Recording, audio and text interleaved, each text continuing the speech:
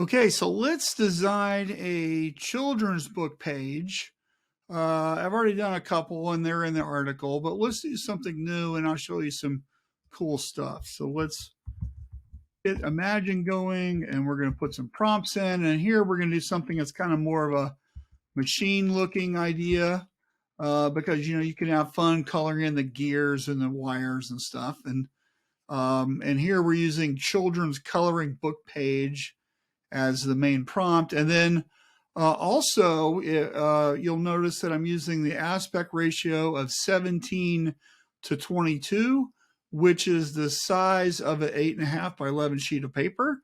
So this could be printed with any printer that you have in your office or your home, and then it'll look good. So it's rolling right here. It'll be done here in a minute. And what's really cool with this is that we're going to upscale one of these, and then we can create 4 more just with the vary command. And I think that can, if you're making a book, this is an easy way that you can turn one page into 5 pages. So it's almost done. So let's see what we get here. So here's a kind of a cool image. Which one do you like? I don't know. I kind of like the bottom left one. That looks to be the most intricate. So let's choose that one.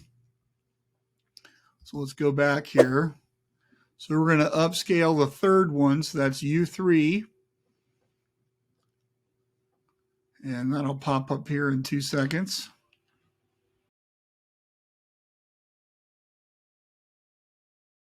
All right, so we have that, and now what we want to do is we want to vary it, and that way we get 4 more that we can use. And because it's very strong, they're going to be pretty much different, although they'll look kind of the same. And so this is a really good technique for doing things where you want to have multiple images that kind of have a lot of similarities, but they're all completely different. And a coloring book is an excellent use case for that. So it's going to keep going here in a minute. We'll have our results. I always wish this was faster. So we're almost done. And here we go. And as you can see, let me make this bigger. You can see each of these is completely different. So if we were doing a coloring book based on this idea with all these integral little wires and patterns and gears and stuff, this could easily be 4 pages to drive somebody insane with hours of time to color things in. So anyway, that's it. Hope you enjoyed it. Stay tuned to next week's for another video.